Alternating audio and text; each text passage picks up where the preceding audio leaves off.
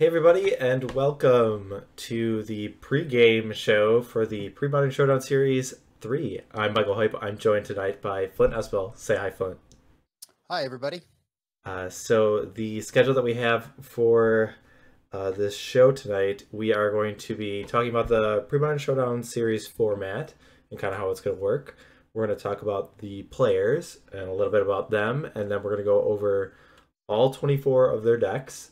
And then Flint and I are going to play a match, kind of using the same PSS format. Uh, so, what do you want to open up on? I know we've been pretty excited about this, been working Yeah. on this for a bit. What do you want to start talking about? Maybe just kind of the our plan this series, kind of what we wanted to do, what we wanted the theme to be, and why we wanted to do it this way. That might be a good place to start. Sure. So, I guess if we're talking about theme, is the Premodern Showdown Series 2 was focused on Brewer's Paradise, or like so the players were encouraged to brew kind of spicy, unknown pre-modern decks. Here we're kind of going back to the tier one spiky competitive decks. That's kind of where we're going, similar to what the Premodern Showdown Series 1 was about, but that's how I would describe the theme. Yeah. I think we had some feedback right after the second series, and some people really liked the spicy nature, and some people were like, we want to see real competitive decks, and some people were just like, I don't care what you produce, we'll watch it. Um, but I think that you and I had talked a little bit and decided that the format has changed a little bit since the series one, and there are some new archetypes. The archetypes themselves have changed. The meta, at least in the monthlies, has changed. And given that we had some more data, we kind of wanted to return to some more competitive decks to really give the decks and the players who tend to play them pretty well a chance to shine. Yeah, I think that sums it up pretty well. Do you want to talk about so if somebody is new to the Pre-Modern Showdown series? Do you kind of want to talk about how it works, what we're doing, how many people are playing, and whatnot? I would love to, Michael. Thank you. Um, so the way the series works is we have 8 players, and we pick players based on how much money people pay us. Obviously, um, well, we pick players who can commit to the time. Obviously, we're over here in the United States. Pre-modern was started in Sweden. It's a worldwide phenomenon now, but we pick players who participate in the monthlies pretty regularly, who are reliable. And in both series one and three, we tended to pick people who were known to be good players and or had contributed a lot to the pre-modern format. This third series, we try to focus a little bit more on the spiky side of things, but everyone will play each other over the course of the next 7 weeks in a round robin style. So everybody plays everybody once in a best 2 out of 3 games. And a couple of months before our opening night, which is next week, of course, on Monday, we gave everybody the rules and the guidelines in terms of deck building. And we asked that everybody put together 3 decks. So they could submit 3 deck lists to us. And we encouraged people to try to submit decks that attack from different angles. So maybe one combo deck, one mid range, one aggro. But we really did leave it open in terms of what they could submit. We did have a couple new rules this season, which we can talk about in a minute. But after everybody submitted their decks and we approved them, then we shared the deck lists with all of the players so they could start to think a little bit about strategies and see what's out there. And everybody was champing at the bit to see the lists anyway. So I think we probably waited too long in their books to submit them or to reveal them. But everyone will play each other, and prior to playing your opponent, so if Michael and I were in this series and we were going to play each other, what we would need to do is we would need to look at each other's deck lists, and then we would inform the TO which of our opponent's 3 decks we wanted to ban or strike. So I might look at Michael's 3 decks and say, okay, he's got these 3. I'm going to strike Rock, for example, which is exactly the deck that I struck for tonight. So he can't play the Rock. But I don't know which of his remaining 2 decks, Goblins or Balancing Tings, he's going to play against me tonight. And likewise, he's looking at my 3 deck lists and he sees Sly, Terrageddon, and Hermit Druid, near and dear to my heart. And he struck Hermit Druid. So I don't get to play Hermit Druid tonight. So now I have to decide between my 2 remaining decks, which one I want to play. And I can take into consideration my matchup against his other 2 decks, which one I think he's likely to play. So there's a little bit of a meta element to this in terms of strategy. And then once we've stricken each other's decks, we would be informed which 2 we are eligible, which 2 are eligible to play, and then we would proceed and play. At the end of the 7 weeks, what we will do is we will cut to a top 4. And the 8th week of this series is actually Thanksgiving, so we're going to take that week off. But the following week, we will have our semifinals on one night. And our rank 1 seed will play against our rank 4 seed, and they'll play a best of 5. We'll use the same format. They can strike one of the other person's decks, but they have to play a best of 5 match. And then we will do the same. We'll have the 2nd seed play the 3rd seed in a best of 5 as well. And then the 2 winners will proceed to a finals on a different night. And in the final match, we use the same ban system. And then we have players play, but they have to win a best of 3 matches. So we'll do best of 3 games, best of 3 matches. So if Mike has his 2 decks and I have my 2 decks that I know I can play, I pick one to play first, and then I have to play my other allowed deck in our second best of 3 match. And at the end of our best of 3 matches, or I guess at the end of 2 matches, if we're tied, we play a 3rd and final match where we actually play our banned deck. So it's a little bit different, but that's essentially the format. And each night when you tune in, we'll have commentary. We'll listen to the players after the matches. I think we may have some giveaways this season as well. And it's just a fun place to talk about pre-modern. So that's the rundown. Did I miss anything, Mike? No, I guess I would just kind of add like the ban system is kind of an interesting as a spectator. I think it adds like another element, another layer of strategy, and it keeps things fresh. You're not seeing the players play the same deck every week because of the ban system. So I think it keeps things interesting in that aspect. So, let's start talking about our players. I have some screens so we can jump over to that. So these are the 8 players that are in the Premodern Showdown series. So Aaron Dix, John Gradzina, Jared Doucette, James Smith, Brian Durkin, Ben Pelsiger, Tom Matelski, and Ron Taylor. So let's start talking about each of these players. So is Aaron one that you wanted to talk about? I can't remember how we divided this up. Yeah, he's one that I wanted to go into some amount of depth on. So let's see. So Aaron, as many of you may know, he's been in the pre-modern community for a while now. He's done pretty well this past year. He won the Easter Championships, right? And then I think, did he win the monthly as well? No, excuse me. He won the series. He won Series 2 and the Easter Championships close to each other. So he won Series 2, the Spice is Real series. And we always invite our champion back for the next series. So Robin won the first series. He played the second. Aaron won the second. He'll play in this one. Aaron submitted 3 competitive decks. He submitted Survival Elves, which, as many of you may know, has been doing very well in the monthlies. Perhaps too well, but we'll leave that debate for another time. He also submitted a Sly list, and he also submitted Esper Stiflenut. And Stiflenut was kind of the boogeyman about 1.5 years, 2 years ago now in the format. It's still around, and I think some people are starting to play it a little more again. But it's all around a competitive deck as well. And so he's really attacking from a couple different angles. So his Sly list, pretty straightforward. I'll start there. He is one of the people that kind of pioneered the Urza's Bauble as the 4 air cards in the deck, if you will, just to make his draws more consistent. I think there was some speculation initially about whether or not that would be good, but it proved to be very good in the Easter Championship, and it sounds like he's had some good results yet. But otherwise, it's a pretty straightforward deck. His Esper Stiflenut list is also pretty straightforward. So for those of you who are new to pre-modern, we're basically looking to play a Phyrexian Dreadnought and then either use Vision Charm to phase it out with the sacrifice trigger on the stack or just stifle the trigger.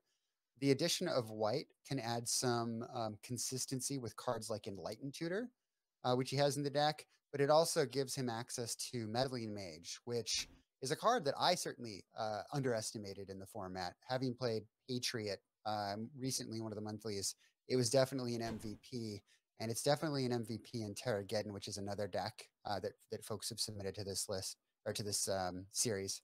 But that's pretty much the main angle of attack for that deck. And then Survival Elves, uh, probably his most powerful list, at least in my opinion. I don't know if you disagree with me there, Mike, but since Robert ran it last year or so, we've really seen that the deck can attack on a lot of levels. It can grind you out. It's very, very, very fast.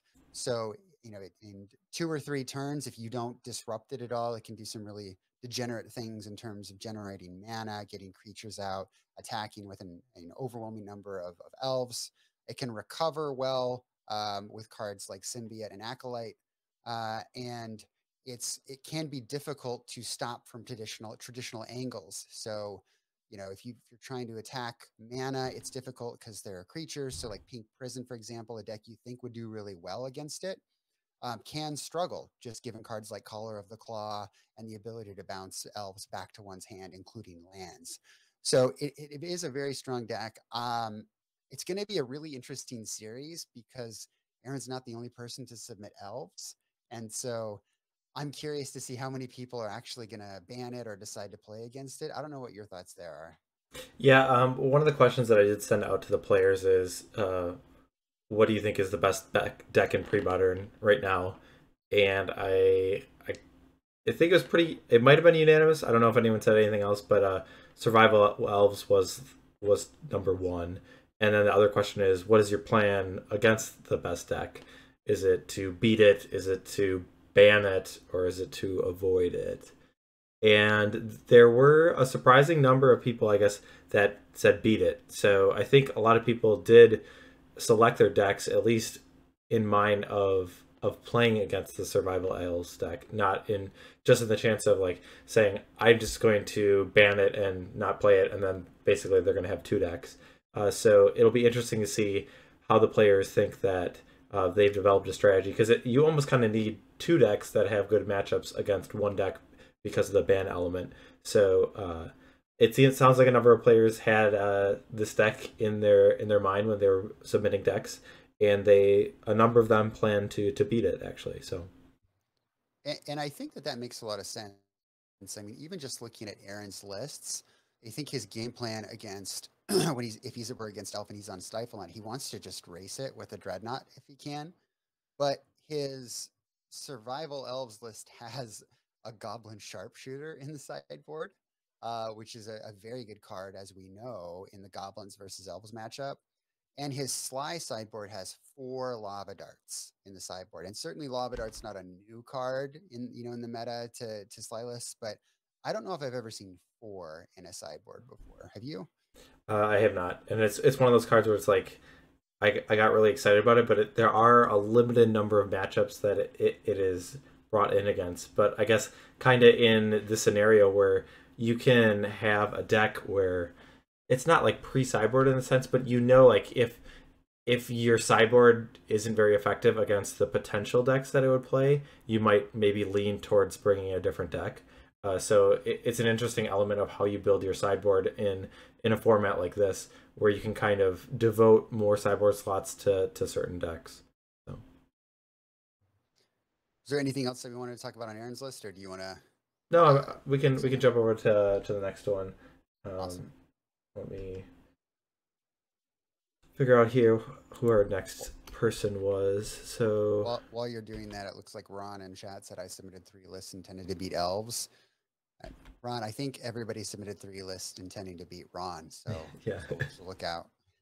All right, I'll talk a little bit about Ben. So Ben, as a pre-modern player, I associate with the zombie deck. I know once that became popularized, he really latched on to this strategy and has really enjoyed it and piloted to a number of top finishes. I think I think the end of last year is when he played it, and now he's kind of expanding and trying different strategies. I know when I've talked to him, he is looking to kind of feel out the metagame and kind of build decks to take advantage of that. And it's a pretty difficult task given the diversity that we see in pre-modern, and then also just that some of the decks that do exist are very powerful. But I really enjoy the energy that Ben has brought in, kind of trying to solve that, and you'll see that in one of the decks that he's brought.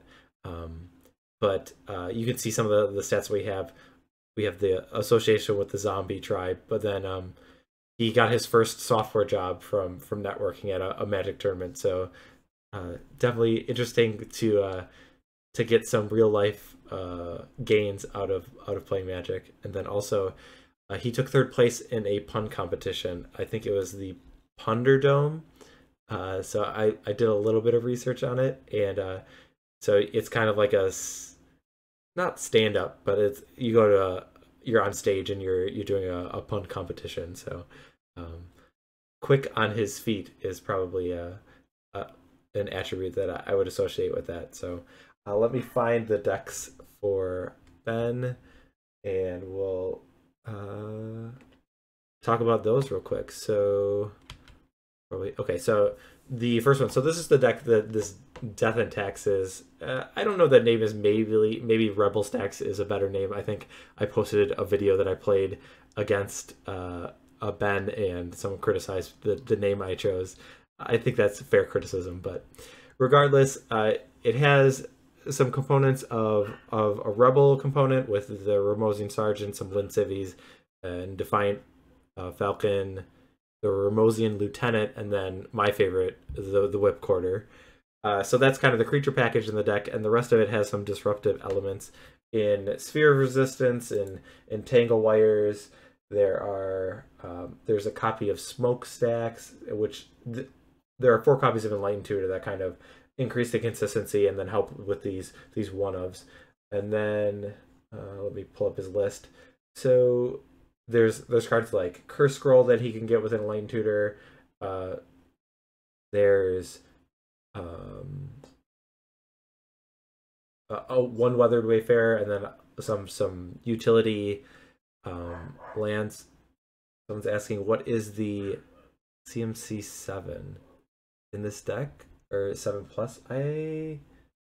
Is it Eternal Dragon? That's in the sideboard, yeah. There. So I don't know if that graphic counts the sideboard in that.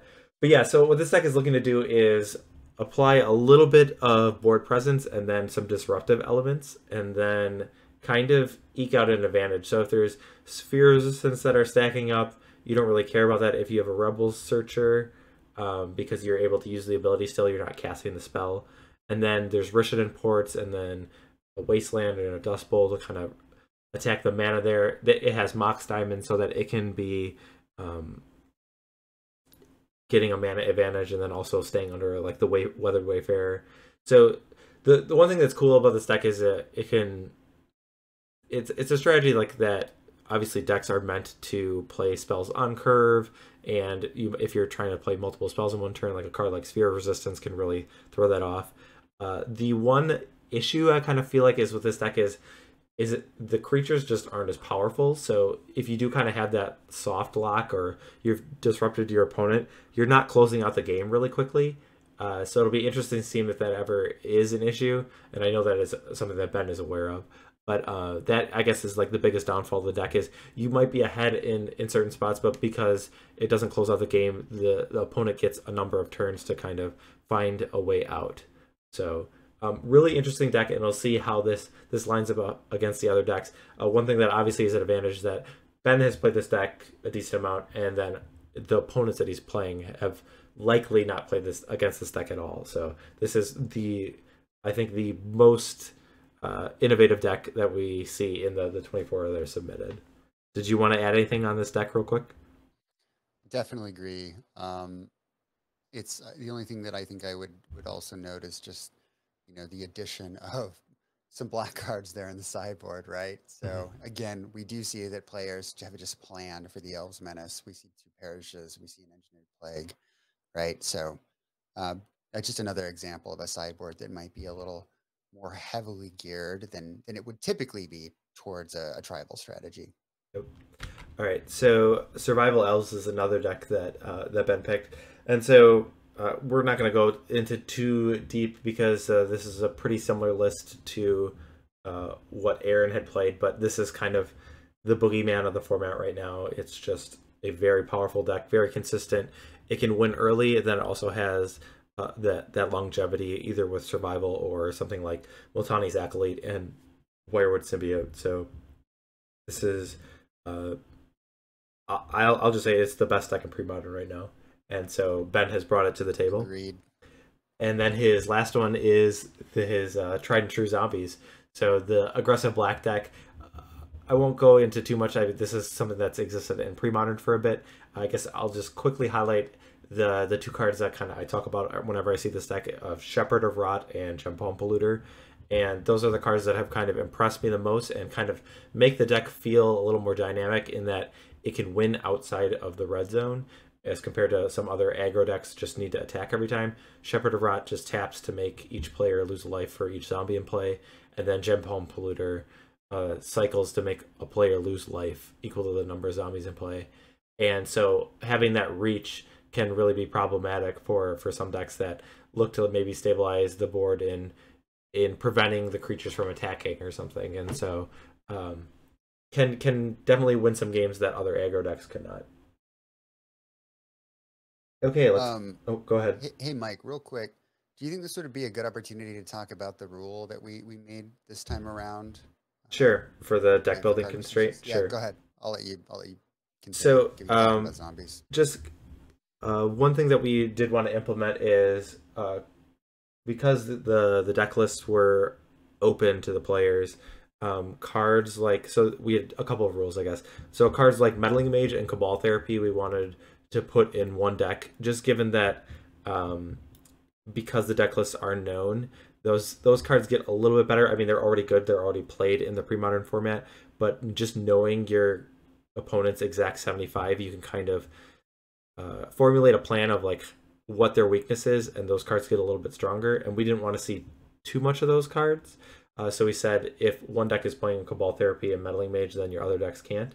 And then in a similar train of thought, cards like Duress and Cabal Therapy, and I don't know what the other ones were, but kind of the hand disruption elements, we wanted to be in one deck. We didn't want everyone to have a black element that just kind of was a fail-safe of I'm going to add the Cabal Therapies and Duresses and then just kind of fill in the rest of the cards with whatever strategy I'm trying to do. So we were trying to let other strategies kind of develop or blossom, have opportunities that they aren't always getting disrupted. So the decks that that the players have did have a little bit of restrictions, but we don't feel like it really it's not like I don't think people make too many concessions. It's just that maybe some people might have more black decks than they are otherwise. Yeah, the Robin Lund rule is kind of what it's been dubbed because of the first Premodern Showdown series. Robin played Cabal Therapy and Duress in all his deck,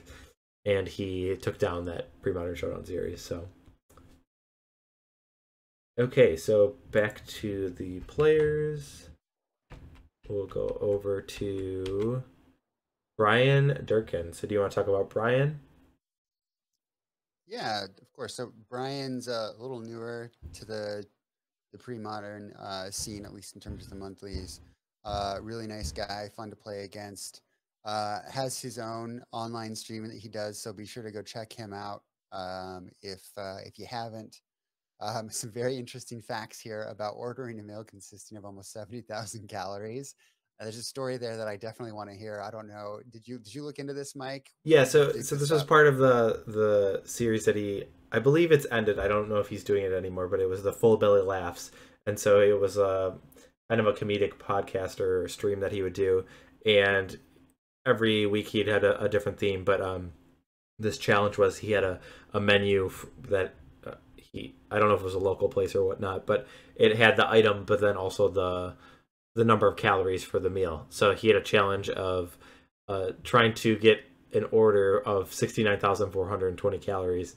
And so he had a spreadsheet with the calories and was figuring it out. And that was part of the podcast. And he placed a large order for that food amount. So that was one of the podcast episodes that he had done. So nice. Yes. He's been playing since Alliances. not a fan of the SATs, it looks like, but he knows his way around a college campus. Uh, Brian's a good player. He's done well in the monthlies. We wanted to give him a little bit more of a platform to showcase his skills, and he submitted some good lists. Which one do you have up first? Go ahead and pull one up. Yeah, so I'll jump over that. I think the decks that Brian has played in the past, I think Alluren is one deck that I think he is kind of piloted a decent amount, and then I think he's played Reanimator a decent amount. Like But Stasis too. yes, Stasis he also has done well with. So I have the four color Terragun deck. Awesome. Yeah, so this is a great deck. A deck that I think 2 years ago, what do you think? 2.5 years ago, you and I would have said Terrageddon in Premodern. What? Yeah, right. When we did our Gauntlet series way back in the day. But it really has evolved into quite the competitive deck. I know Manos Kokinis had an earlier version of this deck, and then Nils splashed blue for Meddling Mage, and it really tied the whole room together. It's a good deck. It uses the attacks rack engine. It can attack on a couple of different angles, and if it gets some early creatures out and is able to resolve the Armageddon, obviously that's bad news werebears for just about any opponent. Um, in terms of his sideboard, he does take advantage of the Enlightened tutors that he runs. So he's got the Aura of Silence, the COP Red, the Grid. He's got your kind of your classic toolkit sideboard, of which I am quite the fan. Um, Looking over his list, I know that Nils' most recent version that he ran in one of the monthlies was tuned to beat elves, and so it was running Slice and Dice main, and it was also running, I believe, Powder Keg main. It doesn't look like Brian has elected to go with that iteration of it specifically, but it's definitely a strong list. It's got all of the key components, and it's a deck that can interact with the opponent from pretty early on in the game and can grind with the best of them, I would say. I do want to touch on one element that Brian has, and I don't know if this was a modification that he made or if it The was a engineered list that plagues. exists. There are not only there's four enlightened tutors, and that's very typical, but there are two engineered plagues in the main deck of this, and I really do like that choice because it's not that the games are like pre-cyborg in a sense, but you do have a little bit of control given that you know one of the two decks that you're playing against, and it's not even that big of a concession to have these in your main deck. They're not like terrible cards, but like you know, like if your opponent is not playing a deck where Engineered Plague is good, then maybe you might lean a little bit more on the other deck that wasn't banned. But if you do leave the decks that Engineered Plague is good against, then your opponent just might be kind of weary, and it I mean, I don't know if it's just a psychological effect or like how big of an impact it will have on the games, but I really do like having these two engineered plagues in the main deck of this list. I do like that aspect that Brian has gone with. So. Yeah, it's definitely a strategy that is similar to what Nils did, right? He's hedging against the player electing to play elves against him and also having a strategy. What I really like about this Terragon list too, Mike, is the fact that you can splash a random color. It's already a 3-color deck in pre-modern, which to be fair is a hard thing to pull off relative to other formats. But this deck, could splash red for Slice and Dice. It can splash black for Engineered Plague. And it will be interesting to see what the Elves players or the Goblins players end up doing if they just outright ban it. And if they do come together in terms of a matchup, I'll be really interested to see how it plays out. Yeah, Brian does have all five basics in this deck, so a card like Lantex does get him access to all the colors potentially. So That's pretty cool. I know. Do you remember if Nils ran a mountain in his? I don't think that he did. I think he just ran islands, forests, and plains. I That don't might be a remember little looking the skewed mana by base me. that closely, so I'm not sure. But Yeah, fair enough. all right, well, Uh, move on to. Oh, did you want to do anything no, on that? no, we can move on to his next list. All right, we got Sly for Brian. All right, so we're seeing some redundancy here. So another Sly list. Um, Brian's list is a little more toward the traditional Sly list in the format. So he's running the Flame Rifts. He's not running the baubles. He's got his 3 Curse Scrolls main. I think Aaron went down to 2 in his list. And other than that, pretty straightforward. Yeah, I guess His Flame side, Rift is a card that like I haven't seen in the Sly list lately, so I don't know if that was just a card that Brian likes, or if he feels that there's certain edges you can gain by having the Flame Rift in this type of format. yeah, it definitely can speed up the clock. Obviously the disadvantage here is it's not as interactive, and in a format where creatures can take over the game pretty quickly. I think he's just hoping to close out the game sooner rather than later. His sideboard is different than Aaron's as well. He's running 3 Lava Dart, which is still quite a bit compared to Aaron's 4. He's got the overloads, he's got the Price of Progress and the blasts and the crypts. The only card that kind of stands out to me that is significantly different from Aaron's list is he's got 1 Hearth Charm. Yeah, That's pretty interesting. I guess I'm blanking on the most. It's destroy an artifact creature. It can give a creature with power 2 or less unblockability, and then Or attacking creatures get +1/+0 until end of turn. okay, yeah, I guess I have a hard time seeing where that like is getting leveraged other than just like the typical overload mode that you'd bring it in against like the artifacts, specifically Stifle Knot is what I think, but Mm-hmm. I'm not sure when that card also would come in. So that yeah, that is a card that does stand out, and I'm not exactly sure what its role is in the sideboard, but it'll be interesting to see. Yeah, maybe he just really wants that Jackal Pup to get through. Yeah. And then another player that has submitted the Survival Elves list. Is there anything that stands out to you? I don't think, like I said, I looked at these lists briefly to kind of compare them, and I think there were some slight differences, but they were all very, very similar. Yeah, he's got the Sharpshooter in the sideboard as well. Ben did not elect to run the Sharpshooter. He's got a Gaia's Blessing in the sideboard as well. Okay. So perhaps a hedge against Devourer. But otherwise, yeah, they're all very similar decks. Okay, so let's jump back over to. Gabe Vargas jumped in. No Mountain in Nils' list. Oh, okay. Thanks, Gabe.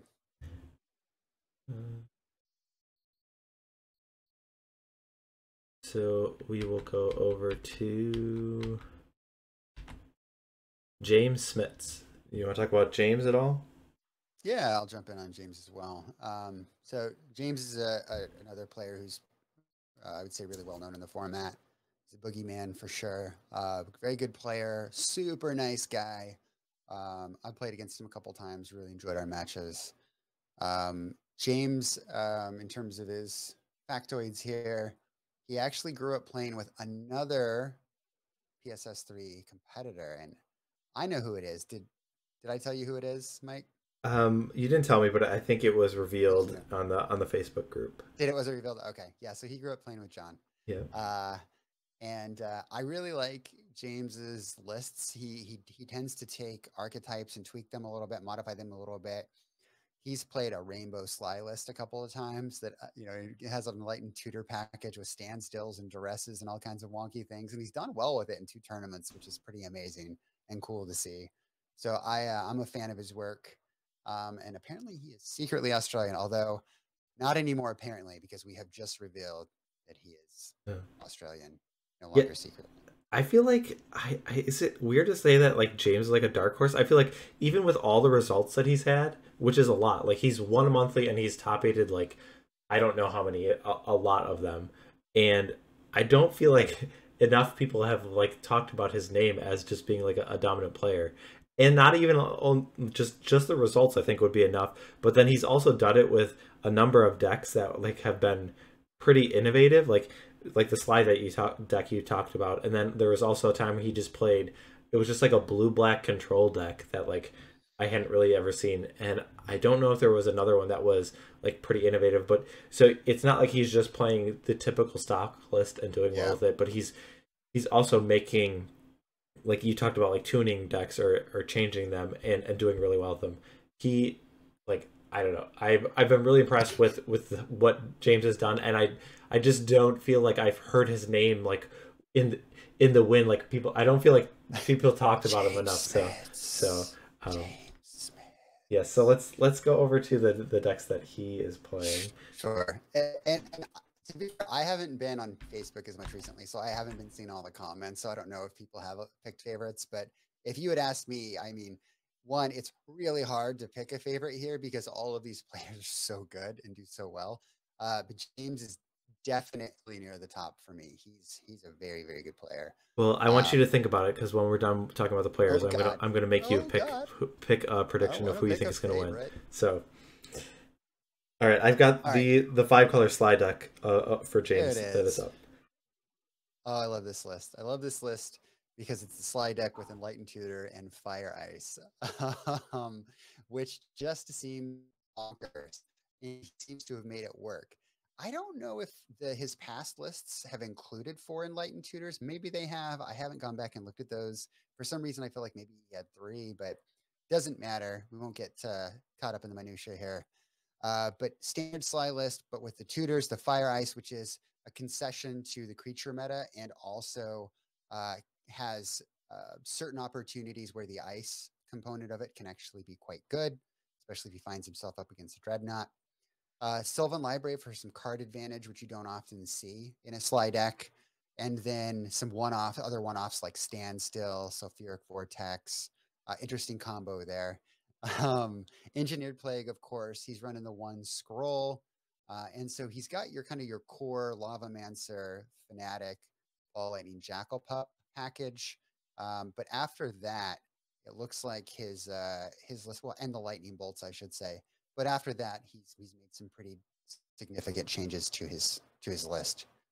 Yeah, I guess one thing is the concession I think that you make with this five color slide deck is your deck is a little less dense with the threats. I mean, the typical slide deck is just pretty much all burn spells. You have cards like Enlightened Tutor, or then like an Engineered Plague, or even like Fire Ice is not as efficient as some of the other burn spells a normal slide deck would play.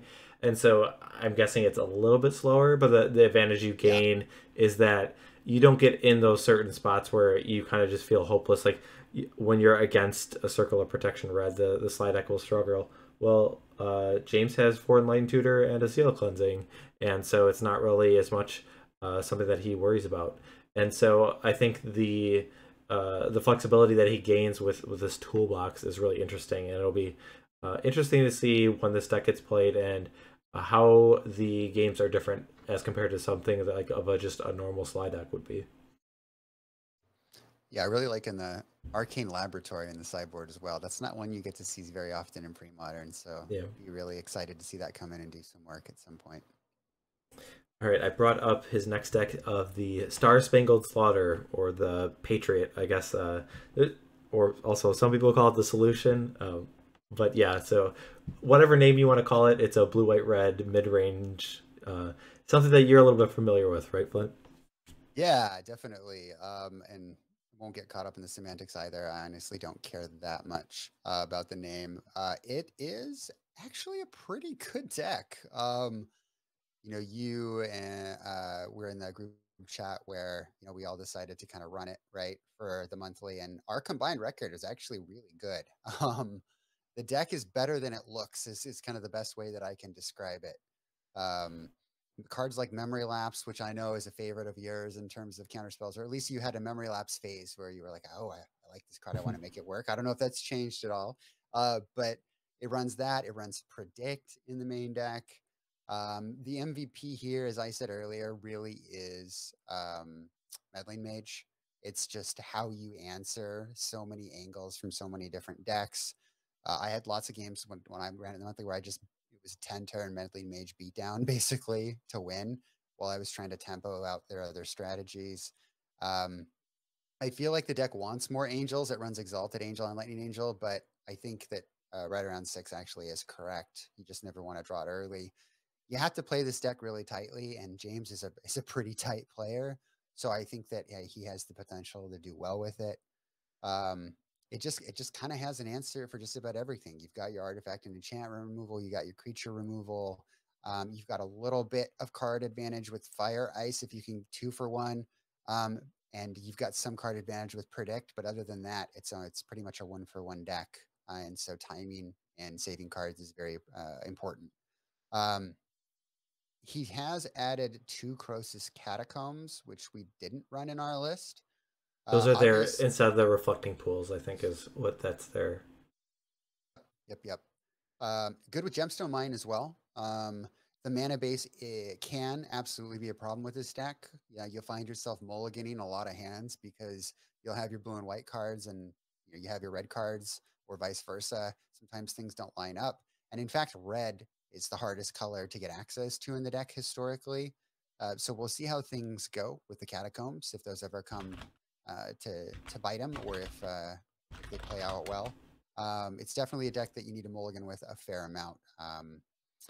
The other issue here, let's see, sideboard wise, it looks like his sideboard is pretty much identical to the one I ran.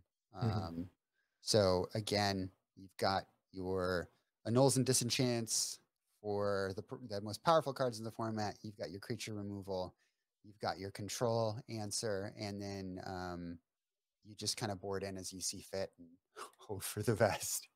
I'll be curious to see how this deck does. Yep, so we'll move on. His third deck is the blue-black Stifle Knot, and this is, I don't know if it's the exact list, but this was the deck that I think James won one of the monthlies with. So you want to talk about this deck real quick? Yeah, again, this is one that I think a lot of people are familiar with. I think it's the most powerful version of the deck because it just does what it wants to do really, really well, and has a much more controlling aspect. I think that the Esper version, or the blue, black, white version, tries to go for consistency and with that meddling mage angle, which isn't bad. But the blue, black version, just every time I played against it, just feels rough. It's a really powerful deck. It's my favorite version. I'm not a Stifle Knot expert, and so I know that the experts would probably disagree in terms of which version they think is best, but I really like this version of the deck, and James did very well with it. I watched him play some of those matches, and so it's, even though the Dreadnought hasn't been rearing his beautiful head around these parts recently, I would definitely not underestimate this deck, and I don't think any of the players will. It's very good.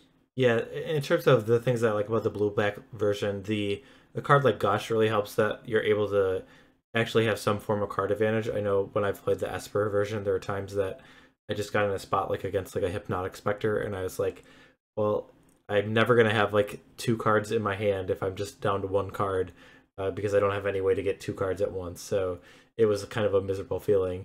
And then the other element is having like foil can be like a really powerful card, especially in combination with Gush. But you could be tapped out and have a hard counter where they might be playing around a daze, but they can't really do anything about a card like foil.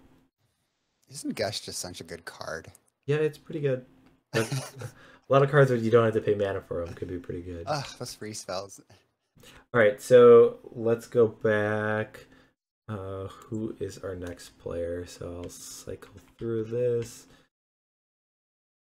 We are at Jared. So I'll talk about a bit about Jared. So Jared was one of our players that was in the Premodern Showdown Series 1, and so he's been invited back. He's getting another shot at the title. Jared has been a long time kind of just important community member of Premodern. I believe he ran the first online tournament for Premodern. You might be right. And he definitely was in charge of running the initial ones, if I remember correctly. Yeah, I know. I think the first one was Jared, and I think Ron was actually like did a few of the other ones after, unless the order might be reversed. But Jared has also done a lot of organizing in the old school world. But you might be familiar with Jared from the Premodcast, the Premodern podcast that is done with Andrew Walker and Mike Harris. And so Jared's also, he has a bunch of community contributions, but that's not to overshadow that he is a very good player. And something that I associate with Jared is Jared likes to be aggressive with the decks. Like he favors the red decks. He favors being aggressive. He likes to attack the metagame, being the one presenting the threats and forcing your opponent to have the answers. So it's always fun to see Jared bring in a variety of decks, because you know that it's not going to be standstill or stasis with Jared. There's going to be creatures that are hitting the red zone with him. So that's why you see Never Met a Jackal Puppy didn't like. He is a big fan of the Sly archetype. And the voiceover quotes is a reference. If you haven't listened to the pre-modcast, he'll have his introduction always be a movie quote. So it's kind of a nod to that. And then I joke. And usually a movie quote from the 90s. Okay. I guess I subconsciously maybe I realized that, but I guess I didn't. I guess that makes sense. The pre-modern era, if you will. Yep. So and then once cast a blue card, and it's not confirmed, and he obviously has cast blue cards, but that's just his tendency, is that he likes the aggressive decks. And I just feel like a lot of pre-modern players, competitive players, do gravitate to the blues cards, and it's cool to see someone who stands out in the sense that doesn't always have that same train of thought, likes to do likes the red decks, and has done well with those. So I'm going to move over to the decks that Jared's playing. So we have Draco Blast. So going back to the names, I usually refer this to Draco Explosion, but I believe David Daniel calls it Draco Blast, so it's his deck. So what this deck is if you just take good black and red cards, there's disruption elements with discard, and then removal spells from terminates or bolts and whatnot. That would be a fine deck on its own. There's also the combination of 4 Insidious Dreams, and then a copy of Draco and Erratic Explosion. And so that package, so if you're not familiar with what that would do, Insidious Dreams is an instant you can discard cards and put that many number of cards on top of your library. So if you at least have 2 cards to discard, you can put Erratic Explosion and then Draco in that order, draw the Erratic Explosion and cast it, and deal 16 damage to your opponent. So that element really just gives this deck like a bunch of reach, and can really change the dynamic of certain matchups just when they know that having 17 life is so much more important than having 16 life. And really just gives the deck kind of a different feel, where it's not just I'm doing kind of things on the fair side of things, and you can have this powerful just way to end the game instantly. And Jared has played this deck. He's enjoyed it. I know he just played it in a paper tournament at LobsterCon, and he won the tournament. So he was the TO for that, and he won his own tournament. So he's been doing well with this one. And I guess the one thing to note is there's 2 copies of Masticore in the main deck, and that is something I guess I haven't seen with the Draco Blast deck, and it'll be interesting to see how that exactly plays out. Yeah, I haven't been keeping up with the list as closely more recently, so I don't know if he ran it main deck in other tournaments, but on the pre-modcast, at least, for those of you who haven't listened to the most recent episode, he definitely said it was an MVP, and so it definitely, as Gabe points out, does pair well with Arena, but it's a cool addition. I mean, the deck started out running Blazing Specters in David Daniels' original version, and card near and dear to my heart in terms of nostalgia, but probably not super good in the format. And Masticore certainly can do its fair amount of creature control on its own. So pretty cool to see it in a deck that attacks from more than kind of your standard red-black angle. All right, and a red deck that Jared has selected is Goblins. So this is Goblins with the green splash. There's no green cards in the main. It's some naturalizes. Primarily, there's Call of the Claws and a Tranquil Domain, but I think naturalizes the card that you're really looking to touch green for. But other than that, I mean, it's a pretty typical Goblins list. There are a couple copies of Hearth Charm in the main, and so this has kind of been, I think, the standard red-green list for Goblins. Really powerful deck. It has the card of Goblin Lackey, which just can be so powerful. If if your opponent is caught off guard or is not ready, and you connect with a Goblin Lackey, the game is just you can just run away with the game very easily. And even if your turn on Goblin Lackey gets answered, the Goblins deck has a good amount of card advantage that isn't usually present in red decks.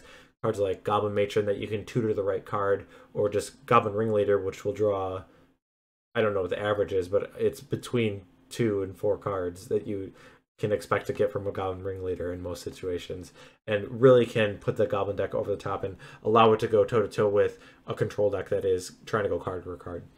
And so it has both ends of the spectrum of it. It can win a game real easily with Goblin Lackey, or also can grind out a game with Goblin Ringleader. And I'm a fan of this tribe, and really powerful. And having the green splash allows you to answer problematic cards like Engineered Plague or whatnot, and really powerful. And not anything really flashy, but something that's tried and true in pre-modern, and I would expect to perform well.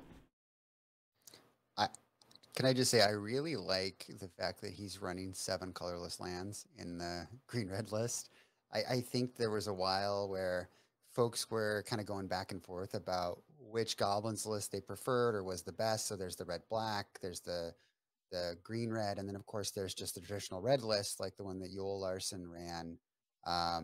Gosh, in was it was it the Easter Championship when he ran that, or no? That must have been the previous tournament. But regardless, that deck ran Ancient Tombs and as a way to get Siege Gang commanders and matrons out and ringleaders out really, really quickly. And I think the original versions of Green Red didn't run Ancient Tomb, and you can correct me if I'm wrong here. But it's nice to see the kind of the no fear. Let's put the wastelands in to disrupt strategies that will stumble if we can disrupt at least 1 or 2 of their lands.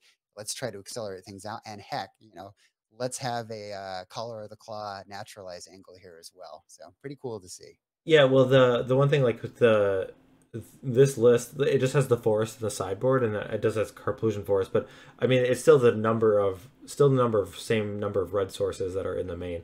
I guess maybe if you're counting Wood Foothills as, I mean, in most intents and purposes, it is a red source, but especially because obviously you're only getting mountains, but it's the same number of red sources, so it's not like you're really giving up by playing those colorless cards as compared to what you would do in the mono red list. If you're playing 7 colorless lands, you still have the same number of red sources as that. So I think my point was just it's colorless sources in a 2-color deck instead of a 1-color deck. Right? Okay. And then the last here we go. So 5-color Terragun is a deck that Jared picked. So this deck is pretty similar to what Brian's doing. I guess the bigger differences, I guess, we saw the Engineered Plagues that we kind of touched on that were present in the main for Brian, that's not there for Jared. There aren't all 5 colors of basics in here. I'm pulling up the list to look really what I see that's different. I think there's a copy of Mastercore that wasn't there in Brian's list.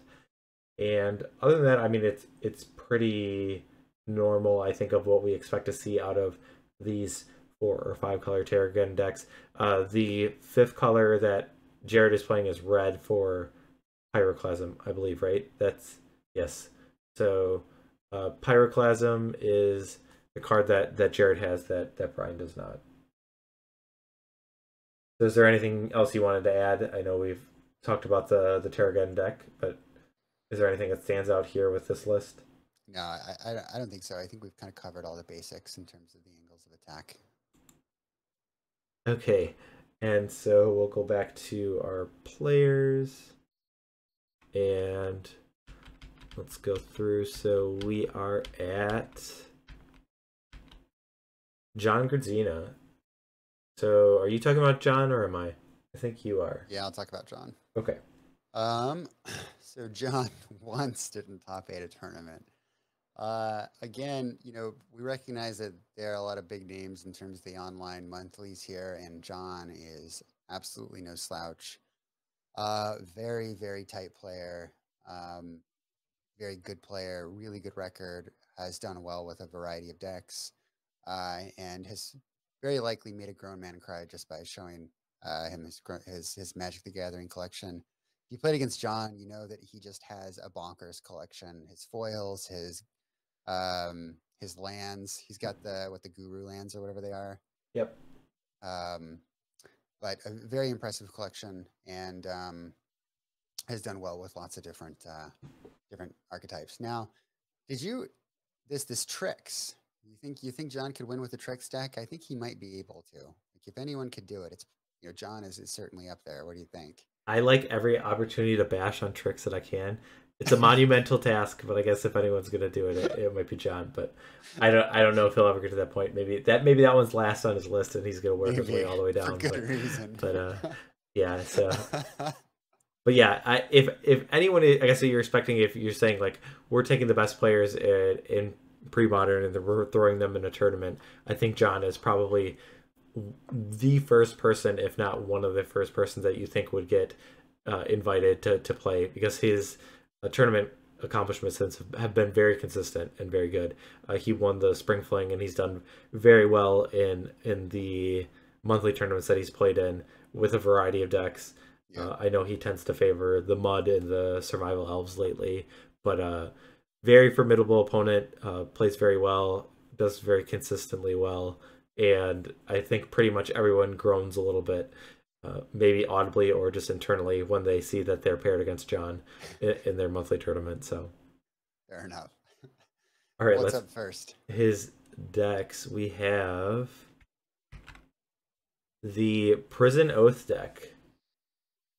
Ooh, so this is a fun one to talk about. Patrick Burt was just on All Things Considered, Brian Matalakos' podcast a couple weeks ago, talking about the latest iteration of this deck that he's been championing now for about a year, right? It's just over a year, I think.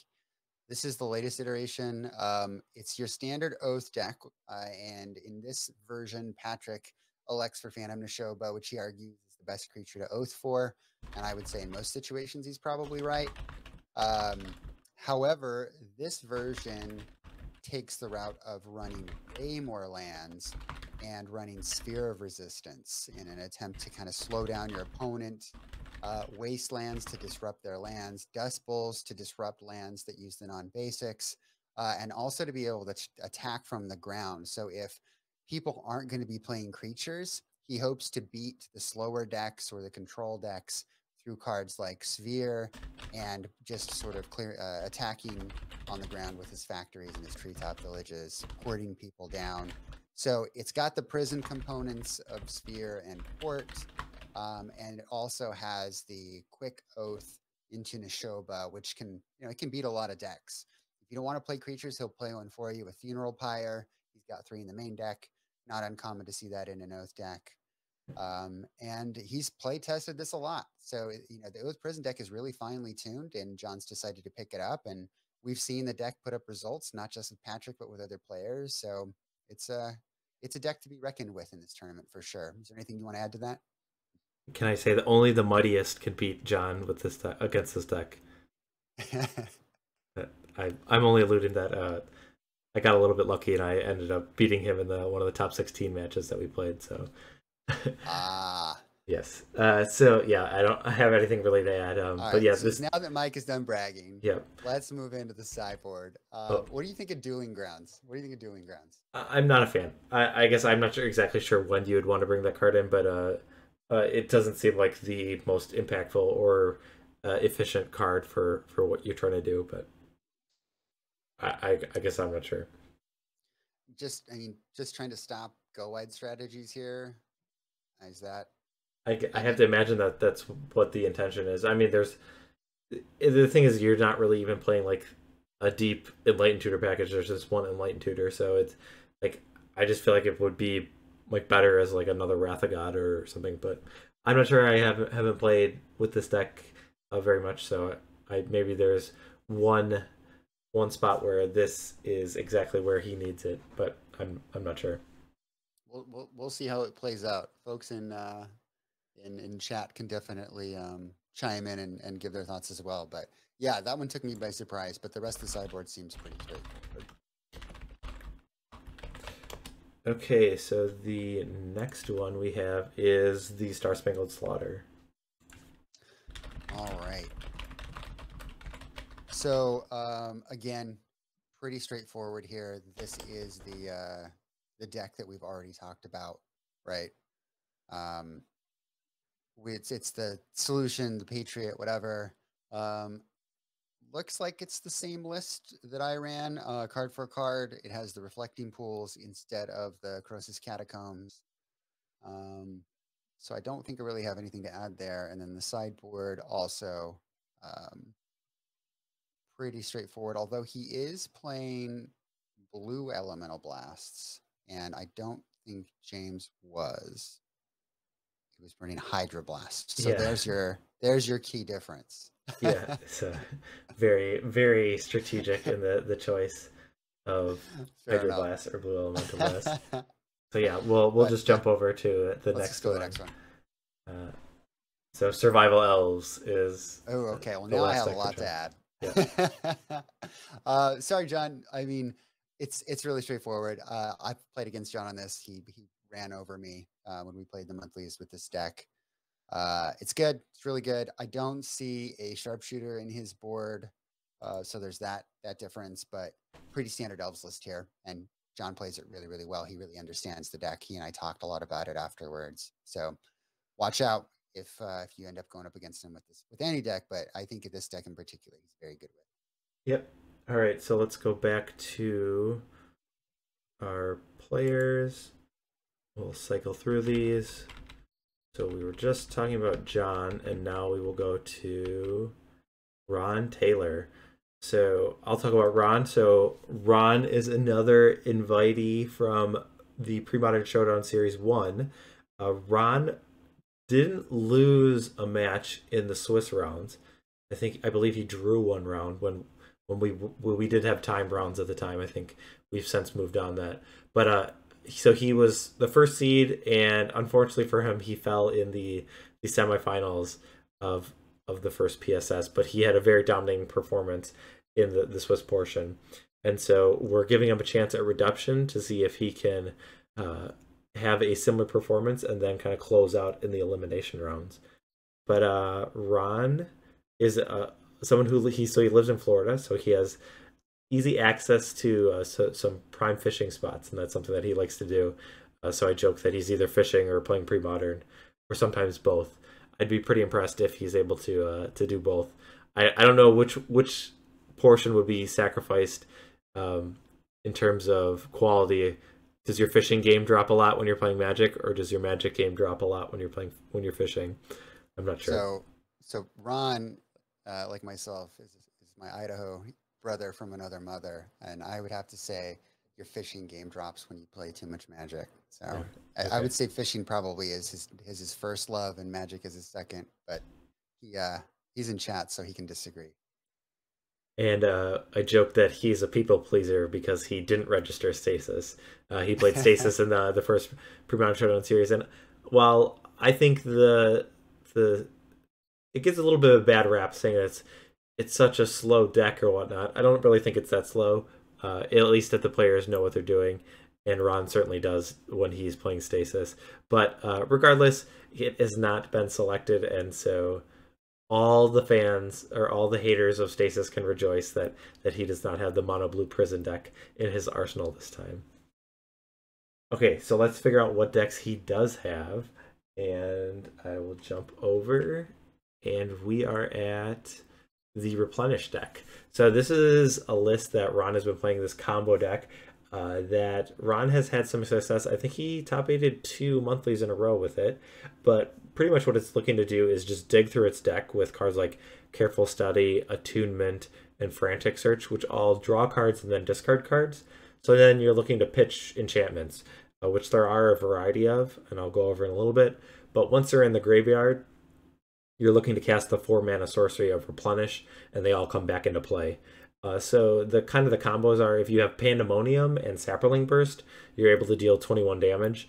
Pandemonium is whenever a creature comes into play, you can deal that damage equal to its power to a creature or player. And Sapperling Burst can put a 6-power creature, then a 5-power creature, then a 4, then a 3, then a 2, then a 1, which adds up to 21, which is really convenient. And then the other element that it has is Opalescence and Parallax Wave. I always have to think, Parallax Wave is the white one.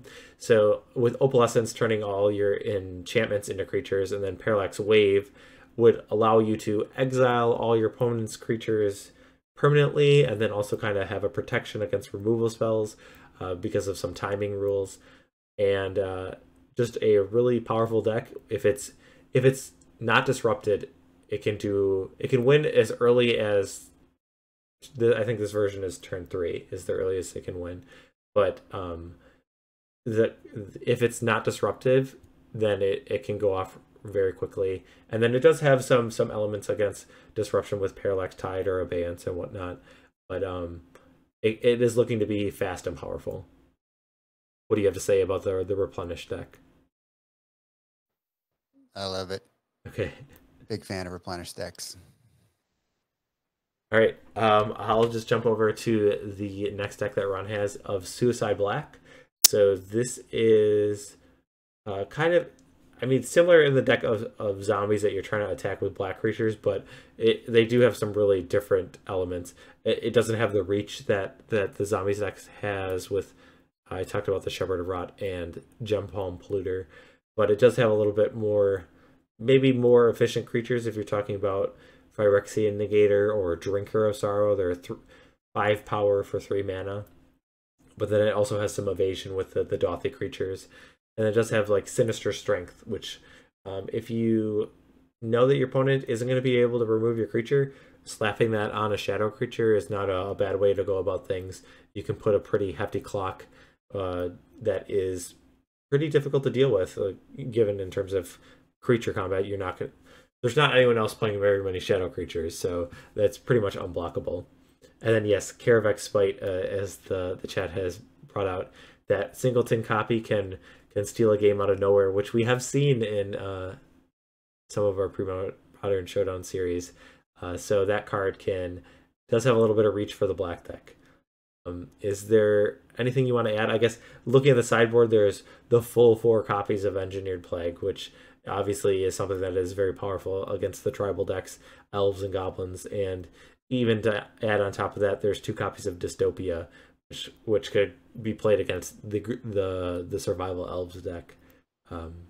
Yeah, this is a similar list to the one that who was it? Chris Adcock? Yes. Took second with, right? When John beat him with Mud in the finals of the Spring Fling, right?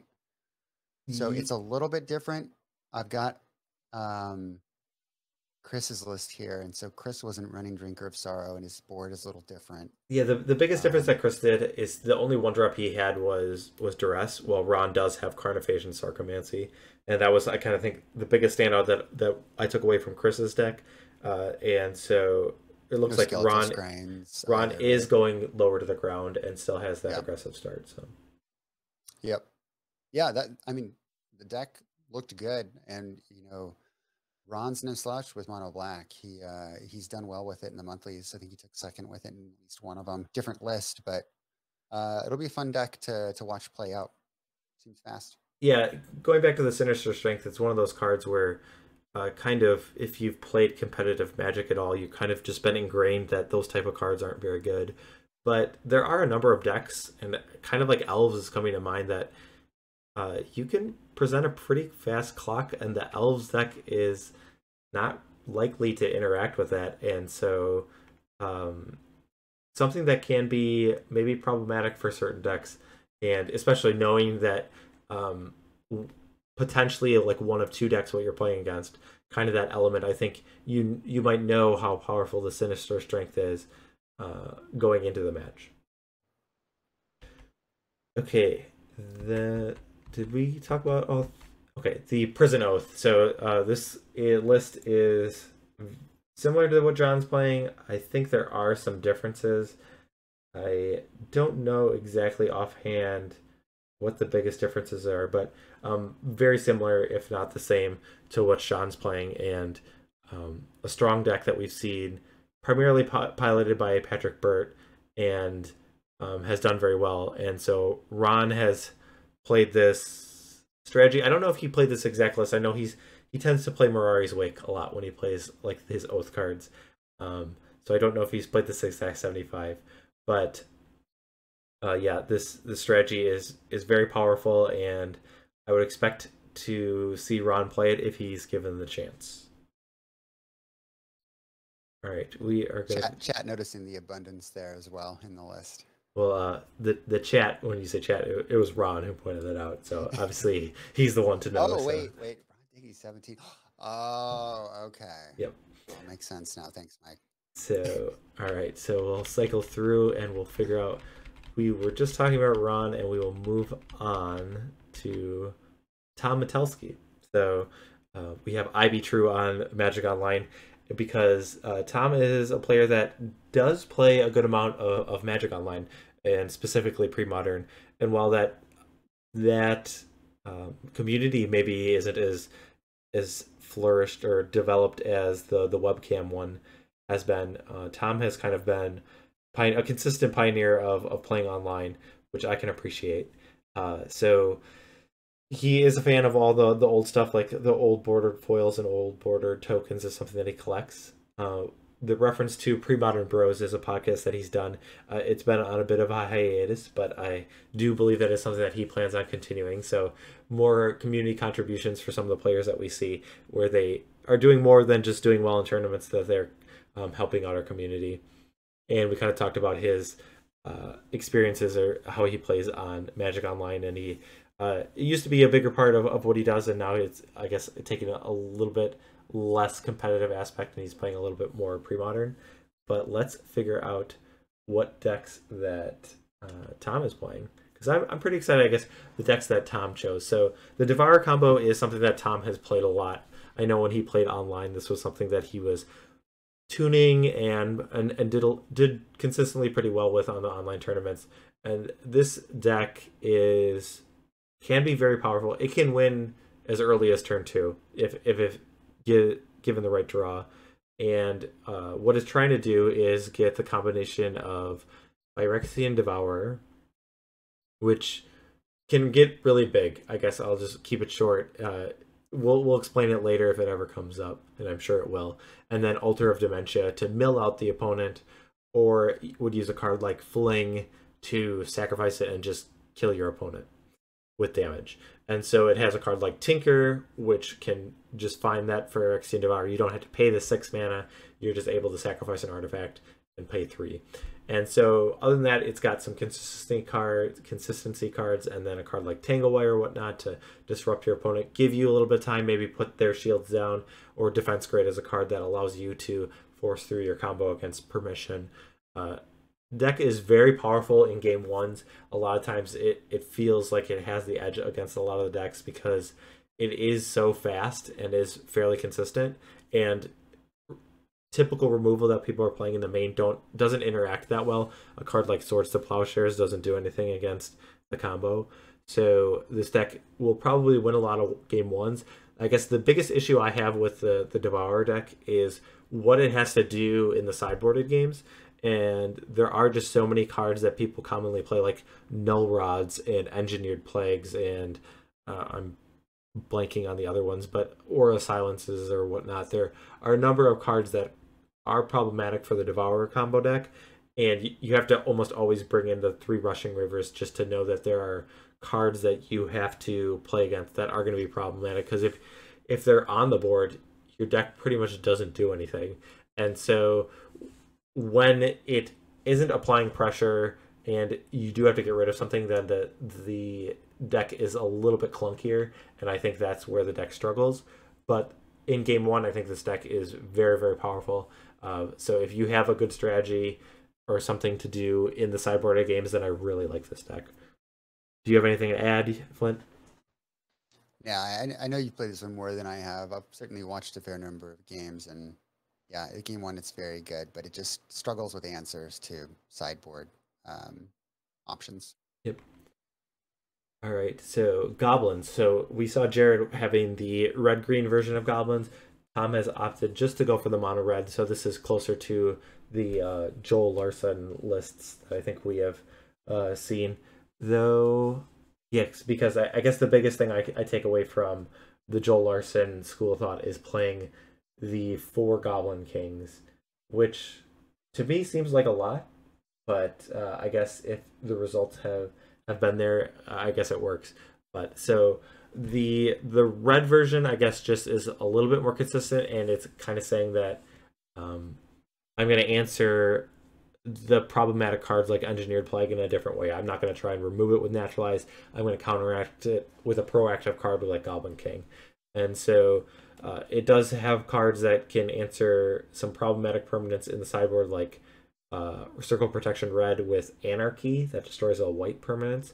So that's kind of its, I don't know if catch-all is the right word, but that's its way to get rid of the cards that a red deck typically isn't able to do. And then I guess this one, like seeing 3 copies of Pyrokinesis on the sideboard, I would think that this version might be a little bit better against the Elves deck, at least after sideboard. I guess we didn't talk about how many sharpshooters they had. It looks like Tom has 1 sharpshooter in the main, and Jared has elected to have 2. So I don't know if that was a slight nod to playing against the Elves deck, because especially game 1, a Resolve Sharpshooter is very powerful against the Elves deck. Is there anything you want to talk about the mono red Goblins list? No, I like to see the Sparksmith. That's kind of I think a relic from the earlier lists and not a card that we see as much. Kind of does what the sharpshooter does, but on a larger level, obviously. I don't know how much it's going to matter in this field. Not a lot of bigger creatures running around. And it's interesting that even though he's mono red, he only went with 3 Siege Gang commanders. Do you think that's about what you would run in this list? I honestly don't know. I don't play a lot of goblins. I like 4 Siege Gang Commander in the list I played, especially when you're playing Ancient Tomb, but it's not a criticism. I've seen it in a lot of lists, and also Jared has the same number of Siege Gangs, so I know personally I like that card because it's just such a powerful card, and it's great with Goblin Lackey, and if the games go long, it's one of your best cards. So I'm a fan of 4 Siege Gang Commander, but 3 is the number that both Tom and Jared have settled on. Fair enough. Okay. And then the last list, which is one that should make everyone smile, Dr. Teeth or Psychotog is the deck that Tom has brought, which really hasn't been, I don't know if underperformed is the right word, but I guess a lot of people thought that Psychotog would be a bigger player in the metagame of Premodern, and it really hasn't shown up as much. But I do like the one thing that in a lot of Premodern lists is there's kind of the first 55 cards are pretty much set in stone for most archetypes, and then maybe you can tune or tweak a few cards. I feel like the Psychotog deck does have a lot of flexibility that you can adjust things to different metagames. So if Tom has the right 75 for the Psychotog, I think he can be pretty successful, and this deck can be pretty powerful. The notable things, I guess, about this list, so Duress is something that is really powerful and can take away the problematic cards that, if it does resolve, that blue or black decks would have problems with. But there's some Vendettas and a Smother to take care of some early creatures, but then just a lot of permission and card advantage. The accumulated knowledges. I guess the one thing that stands out to me in this list is 4 copies of Portent, which I have not seen played in other Psychotog lists. So I'm not sure how well that's performed for Tom, but obviously it's something that he has selected. I have played Mental Note in... Yeah, that's what I was going to say. I think you did Mental Note, right? In a list, just because of the synergies with accumulated knowledge and Psychotog have been really positive in my experience, but it looks like Tom wants a little bit more of the card selection with Portent. So is there anything you want to add about the Psychotog list we see up here? Pretty standard sideboard here with the Engineered Plagues, right? For the go wide strategies, i.e. Elves and Goblins. I kind of like the Nevinyrral's Disc in the sideboard. That's not a card we see very often in sideboards or main decks either. What's your take on that? Again, this is I think another deck that you've played much more than I have. I know you're trying to slow the game down long enough to build up your graveyard and kind of attack, land a Tog and then attack eventually. What's your take on Disc here? I guess the one thing that's good is you're not really committing anything to the board other than lands for most of the game.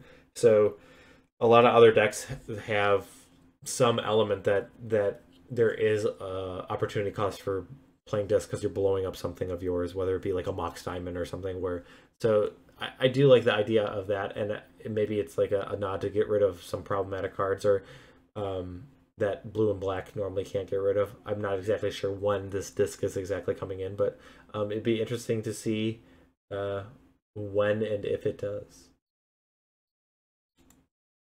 Okay, so that leaves us. Have we gotten through everyone, or let me go back real quick and check. I feel bad if we are missing someone. No, that's everybody.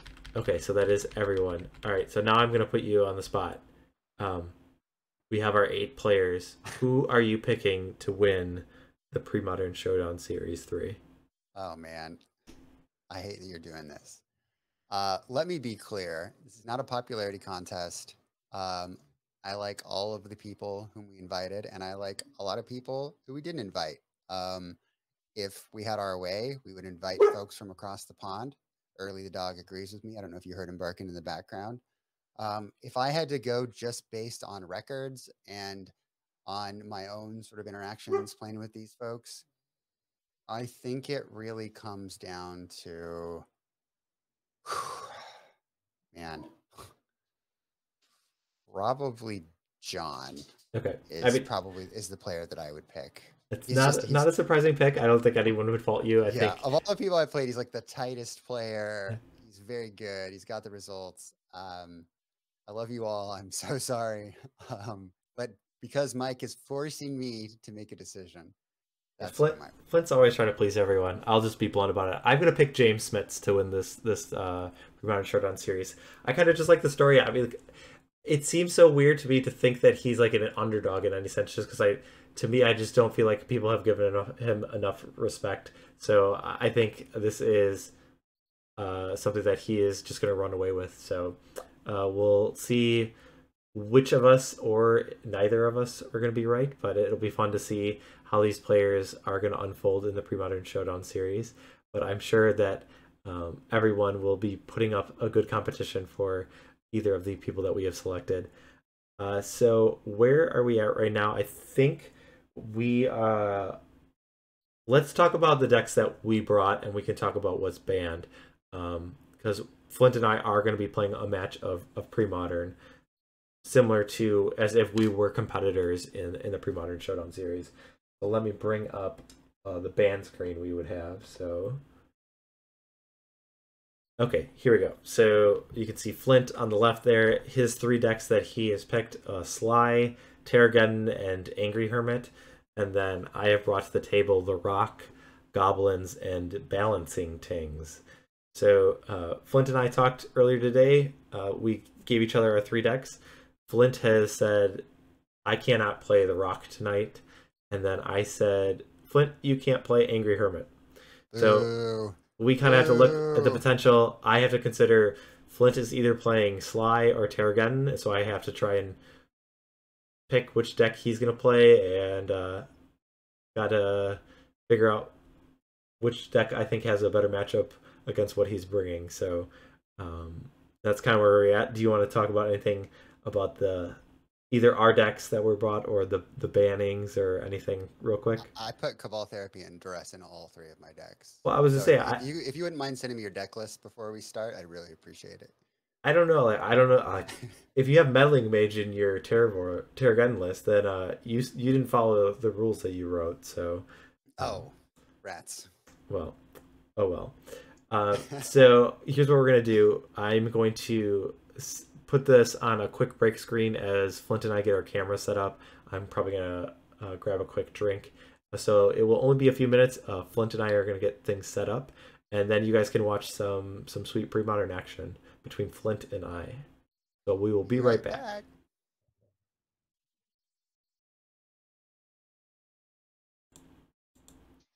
Okay, everybody, we are back. Thanks for sticking with our technical difficulties. I asked chat for help. They didn't provide any meaningful help. So Tom says he wants to watch Tings versus anything. So. Typical Tom. Tom Tings. That's what they call him. You can't blame him. I feel like It's a balancing fun things is deck. pretty sweet. So Yeah. yeah, sorry, my setup. I guess it's not perfect. I guess I can move this up a little on top of my. Doesn't look great, but I'm streaming from a different computer than I normally record my matches. So all right. So Flint has won the die roll. So he gets to choose to go first. I will keep. All right. I gotta draw some cards. All right. I'll try and do my best to update the card fetcher, but we'll see how this goes. Yeah, I'll keep this. All right, let's do it. Should I get our life totals up? You can. I will be updating it on stream as well. So Okay. he must be playing Sly if he's worried about life totals. I don't know what you're talking about. Go ahead. All right, a Mog Fanatic. All right, I have a Dwarven Ruins. So. Oh yeah. All right. Okay. I'm gonna update your name to say that you're playing Sly. The big bad Sly player. All right. Let's name Meyer. Let's see. I will attack. Yep, I will go to 19.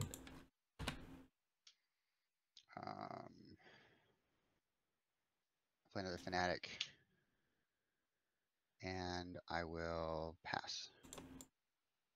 Okay. All right, I'll draw. I will play an archaeological dig, and you can go ahead. Okay. End of turn. I'm gonna crack the mire. Yes. See, we're tied.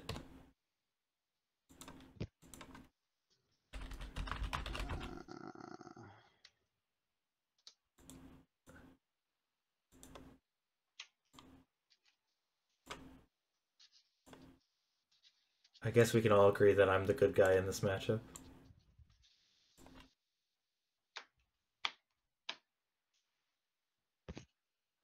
I don't know about that. So everyone knows that Sly's the good guy. Let's see.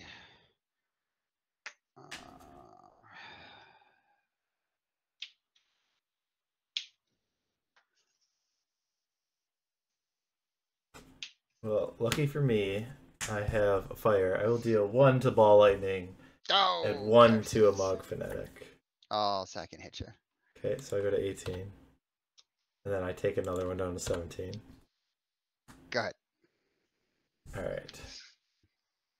I liked how that went, so let's see.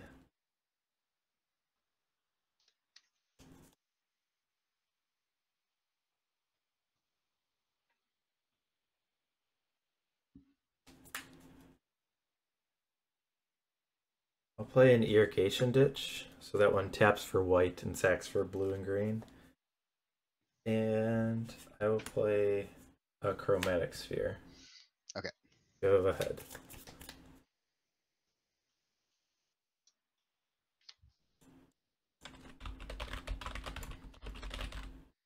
I'll attack.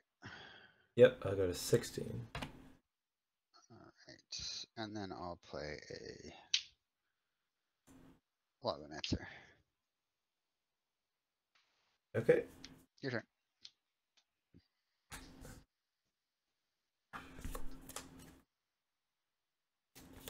How many cards in your hand? 3. 3.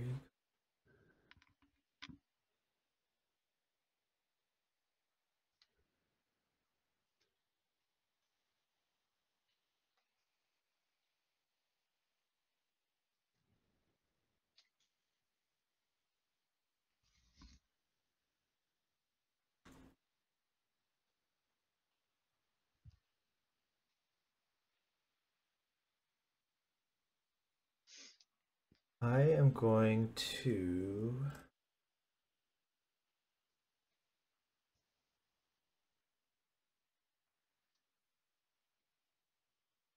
sacrifice irrigation ditch. Sure. I'm going to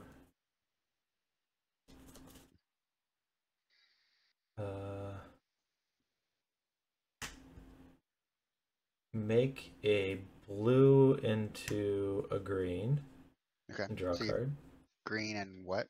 I have green, green, red. Okay.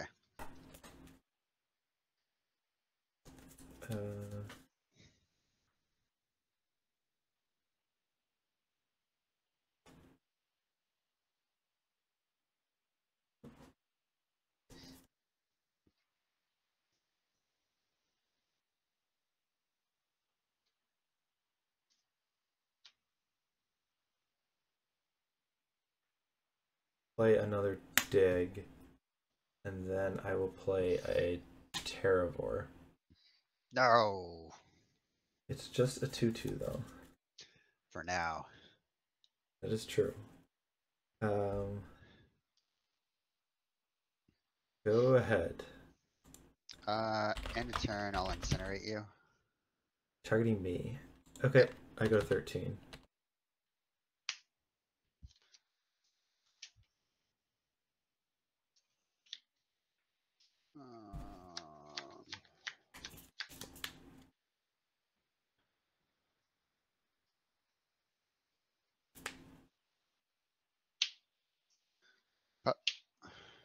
Yeah.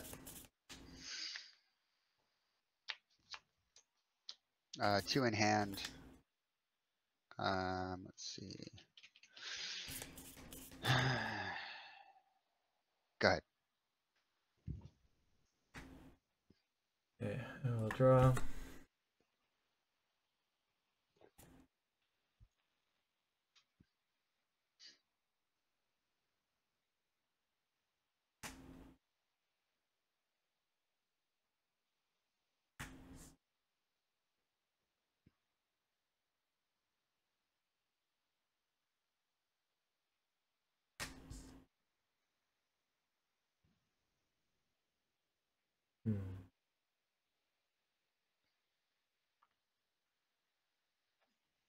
You have 2 cards in hand? I do. Okay. Just looking at chat. Looks like my mic is still lower in volume for whatever reason.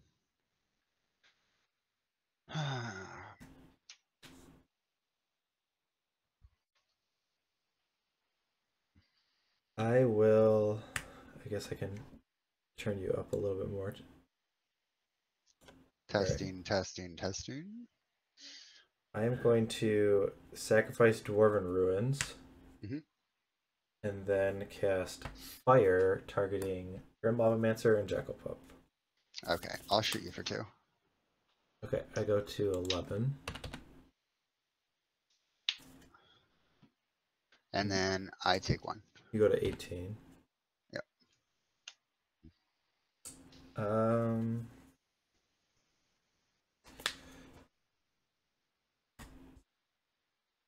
I will.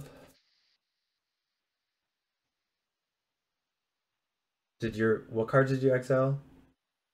An incinerate. Oh, I should have done. Damn it! An incinerate and and a bloodstain. No, and a Mog Fanatic. Yep. Oh, son of a. All right, this Terravor will attack for 3. I'll take it. Okay, you go to 15. Yep. And I will play a Ruins of Trokiar. Okay. And go ahead.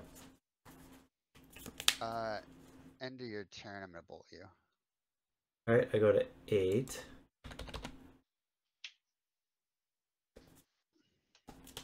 I'll attack.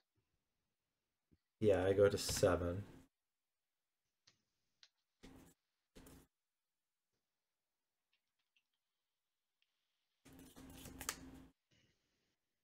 What are those?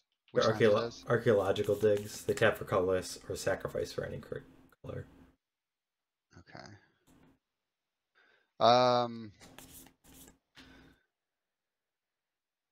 Shoot you to 6. Yep. Shock you. Yep. Blast you. Yeah, you got it.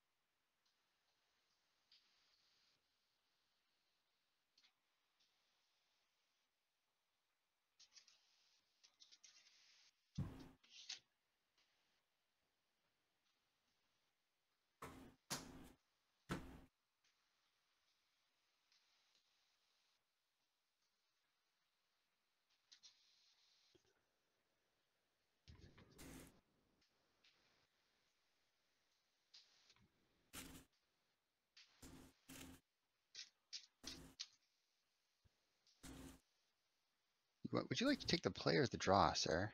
I'd like to take the play. Oh, I thought you might. It will feel good.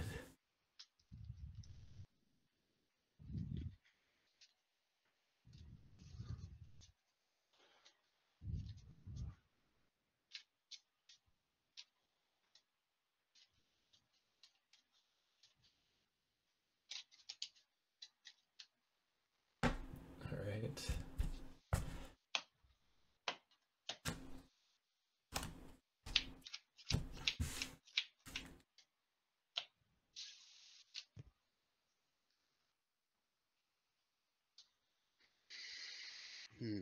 I'll keep this. I will keep as well. I will play a Tinder Farm that taps for green and sacrifices for red and white. All right, my turn. Yeah. All right. I'm gonna play a mire, a bobble,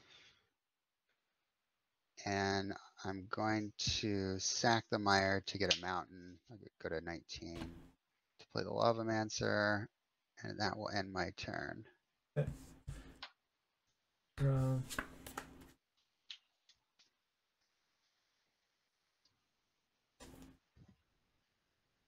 I'll play Ruins of Trokiar and a Barb Sextant.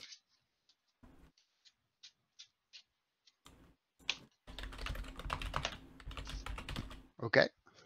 I'm done. End of your turn. I'm gonna crack the bobble. Yeah. And tap upkeep bobble trigger. Well, Oh yeah. You want to look at one of my Yeah, cards? I do.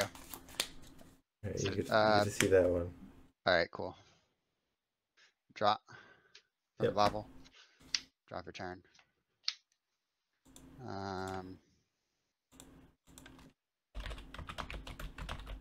Play Foothills.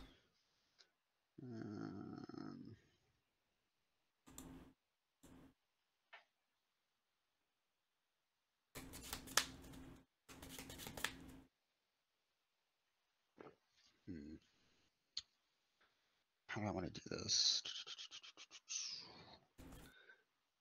I will play a Mog Fanatic. Okay. And then I'll pass. All right. I'll draw.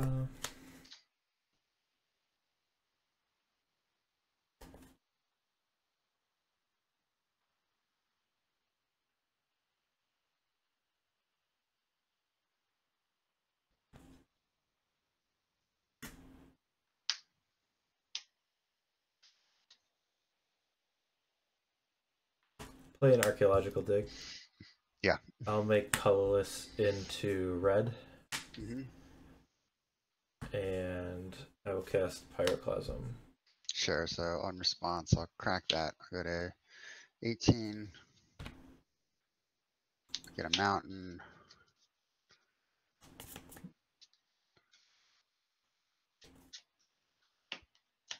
I will exile the 2 lands. Shoot you for 2. Yep. Sack this for an additional, which is 17. And then they die. And you can go ahead. I'll draw a card during your turn. Okay.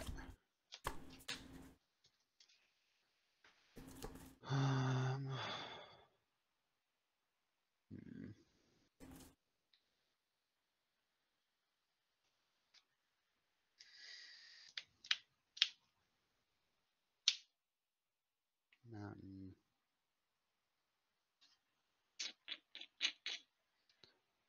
And I will pass.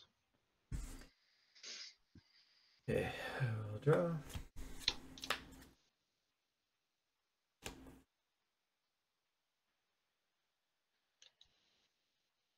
I'll play a Tinder Farm, and you can go ahead. How many cards do you have in your hand? I have 5. 5? Yep. All right. End of turn, I'll cast a Price of Progress. I will respond.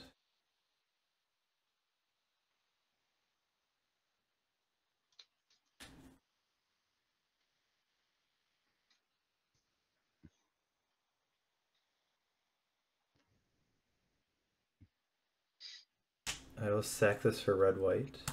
Yep. And cast Fire, targeting you. 16. I will sack this for blue. And I will ice your mountain. Okay. And draw a card. Okay. I will take 4 damage on the 13. Oh. Okay. Still done? Yep. All right. Draw.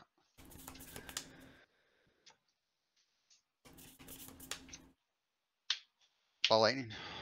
Yep. 6. I got a 7.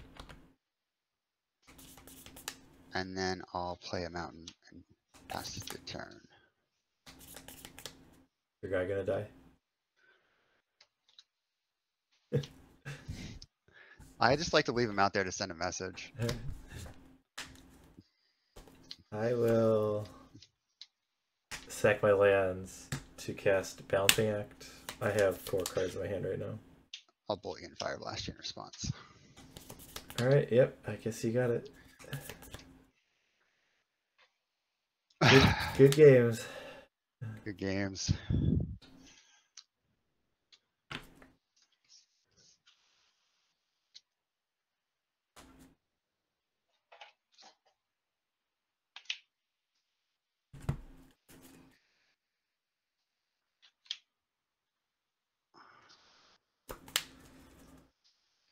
Alright, I guess we can do a quick post-game chat and then we can wrap things up.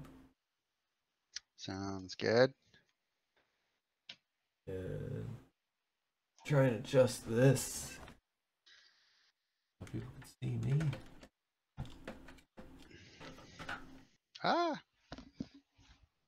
Let's need to adjust. Must be straight. There we go. I guess it's gotta go up a little bit. Alright. Okay, so Sly, I guess, beats the terror or the Balancing Things deck, but no one wanted that, but I guess it happens. I know, and I'm definitely the bad guy. I'm sorry. I'm sorry, everybody. Sorry. So this was kind of just an idea. I guess, do you want to talk about how you went about banning? I think it's probably a little more complex from my perspective than from yours. Yeah. So. Yeah, I think so. I mean, I think that I just didn't want you to be able to interact as much with me. And I think of your 3 decks, Rock absolutely does that the most. And so if I'm on Hermit Druid, you can disrupt my combo. If I'm on Sly, you can gain life with Balos. And then if I'm on Terrageddon, you can interact and grind out as well. So, Rock, it's the Rock, it's an all around steady deck. And of the 3 you presented, I felt it was the strongest in any of the 3 matchups. So decided to ban that one. Yeah, I had to look at the different decks you had, and we didn't have like a full deck list, so I didn't know exactly like the composition of his Angry Hermit deck, as he described it, if it had Dreadnoughts or not. So I assumed that it did, and I think that kind of did impact how I wanted to play. Like, I don't know if the Goblins deck like consistently would do that well if you can have if you're just the dreadnought version. I think if you're just on the angry hermit plan, then I think the goblin deck is fine. But I wasn't really wanting to face a dreadnought, and I thought like the balancing Tings deck was also I think could be fine because I had like 4 Tormod's Crypt in the sideboard against like the angry hermit plan, but against like a dreadnought might just be problematic. So I just banned that one. And But then it did have dreadnoughts, yeah, so that was the then right call. and then I kind of had to look at like what deck I thought you were gonna bring and what deck I kind of wanted you to bring because like I feel like goblins like is probably fine against Sly, uh, and probably has like a slightly better matchup against the Sly deck than the Balancing Tings deck does. But I didn't want to play goblins against the Terragun deck, and I thought the Balancing Tings deck was probably favored in that matchup, so I went with the safer choice I thought in the Balancing Tings. So Gotcha. the list that I had was very similar to the one that like just one that Pascal Maynard had hosted. It has 4 Fire Ices in the main I and noticed. two Terragun or 2 Terravors in the sideboard, so you can go up to a full 4 Terravors, which I feel like is probably the one of the more important cards in the Sly matchup, just because it's a threat that can kind of come down early and block and race pretty well. Yeah. So I thought that the Sly matchup might be reasonable, but it seems like you put to use. I guess I don't know what turn you killed me on, but it was pretty quick. I think both games. So Yeah, it's an interesting list. I'm sure Aaron will notice that I have the baubles in there. he did. Um, I went down to kind of a sketchy 19 lands, which is what he runs as well, with the baubles, in the hopes that they'll help smooth out the mana base and that he never really want to draw more than 3 lands anyway, and then cut the scrolls down to 2 because mana can become a little bottlenecked. But I have fire ices in my main deck as well. I didn't draw any, but it's just kind of a nod to the format as well, like we've been talking about. Um, Game 2, I was a little worried that I was going to stall out, and then I drew the price of progress, and so it was like, okay, I'm probably back in this now because you either have to sack lands, right, like you did, or you are almost pretty much just dead the next turn. So Mm-hmm. I got kind of lucky there with that draw after you wiped my board with another sweeper. Yep. I guess I don't really have anything to add at that point. So You're like, yeah, fire blast, yeah. So. fun card, good games. I just saw that in the chat. If if you were playing in the series, like how seriously are you taking Sly, do you think? I mean, it's still a boogeyman. It's not as powerful as it once was, just because some of these decks can definitely go toe to toe with it on a lot of levels. But just looking at the field, what do you think?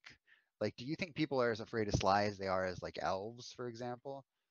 Uh, I don't know. Like it's weird because it's like the cyber cards that are associated that are good against like the red deck